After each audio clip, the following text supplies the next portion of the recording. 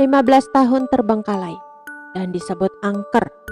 Fakta-fakta Menara Saidah milik suami Inneke Koesherawati. Beberapa hari terakhir Menara Saidah jadi perbincangan hangat di media sosial. Tak hanya itu, sosok pemiliknya pun jadi sorotan. Artis senior Inneke Koesherawati disebut-sebut sebagai pemilik Menara Saidah. Diketahui Menara Saidah merupakan nama sebuah gedung yang berfungsi sebagai pusat perkantoran. Gedung ini terletak di Jalan Gatot Subroto, Jakarta, Indonesia. Menara Saidah dibangun pada tahun 1995 dan selesai pada tahun 1998. Viral, Menara Saidah awalnya bermula dari unggahan warganet yang mengaku mendapatkan undangan interview kerja di Menara Saidah, Jakarta. Padahal diketahui gedung tersebut telah lama kosong dan tak berpenghuni sejak 2007 silam.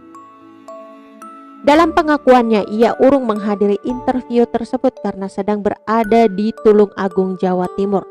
Unggahan tersebut pun diunggah oleh akun Twitter @workpace pada Minggu 23 Januari 2022.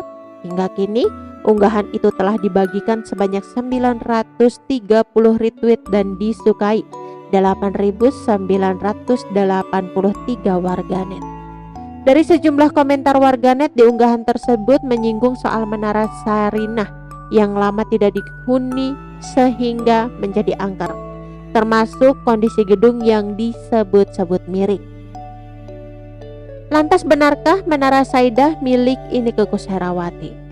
Gedung tersebut mulai dibangun sejak 1995 oleh kontraktor PT Hutama Karya dan selesai pada 1998. Awalnya bangunan perkantoran ini bernama Grasindo dan disebut-sebut menelan biaya pembangunan hingga 50 miliar rupiah.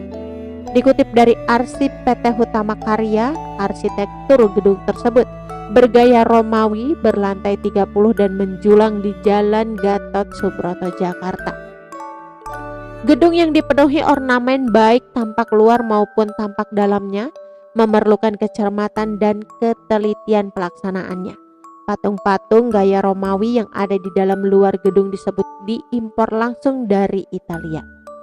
Pemilik pertama Mustika Ratu. Dikutip dari Bangka.Pos, pemilik pertama gedung tersebut adalah PT Mustika Ratu atas nama Muriati Sudibyo. Kemudian, gedung tersebut dilelang pada 1995 dan dimenangkan oleh keluarga Saidah dengan pemilik diserahkan kepada Fazri Setiawan, anak kelima Nyonya Saidah. Gedung tersebut lalu direnovasi dan namanya diubah menjadi Menara Saidah. Nama Saidah diambil dari pemiliknya, Saidah Abu Bakar Ibrahim. Saidah Abu Bakar Ibrahim sendiri merupakan mertua dari pemain film dan sinetron Inneke Koesherawati. Setelah berpindah dari Mustika Ratu ke keluarga Saidah, jumlah lantainya pun bertambah. Dari awalnya hanya 15, hampir 2 kali lipat, yaitu 28 lantai. Pernah jadi kantor PPU hingga kementerian.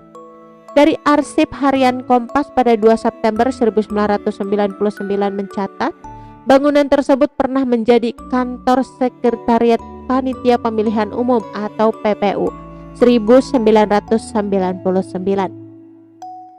Tak hanya itu, gedung yang terletak di Jalan Letjen MT Haryono itu juga pernah menjadi kantor Kementerian Percepatan Pembangunan Kawasan Timur Indonesia. Saat ini kementerian tersebut bernama Kementerian Desa, Pembangunan Desa Tertinggal dan Transmigrasi.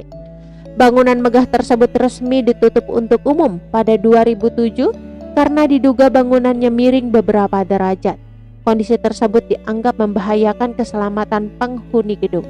Konstruksinya dianggap bermasalah sejak awal, namun dari pihak pemilik maupun suku dinas pengawasan dan penertiban bangunan tidak ada yang bersedia memberikan penjelasan. Pihak pengelola Menara Saidah PT Gamlindo Nusa membantah gedung itu miring. Menurut mereka, gedung itu sengaja dikosongkan sampai masa sewa penyewa habis dan skema penyewaan pada calon penyewa berikutnya adalah satu gedung secara keseluruhan. Menurut pengakuan warga setempat, Sempat ada kegiatan renovasi pada pertengahan 2015, tetapi renovasi terhenti setelah berjalan 2 bulan. Pemerintah Provinsi DKI Jakarta sempat berencana untuk mengambil alih pemanfaatan Menara Saidah pada 2016. Namun rencana tersebut urung terlaksana. Hingga kini Menara Saidah masih tak bisa difungsikan dan terlihat mangkrak. Bahkan sejumlah warganet menyebut gedung tersebut angker. Bangunan itu juga dikelilingi pagar seng dan dijaga oleh beberapa orang. Sebelumnya, karena lokasinya yang strategis sempat banyak penawaran masuk, termasuk dari Universitas Satyagama pada 2011. Namun proses pindah kepemilikan tidak terjadi karena pemilik awal tidak bersedia menunjukkan gambar struktur. Oke teman-teman, itu sedikit berita dari channel Vlog Berita. Sampai ketemu lagi di berita-berita selengkapnya. Assalamualaikum, bye-bye.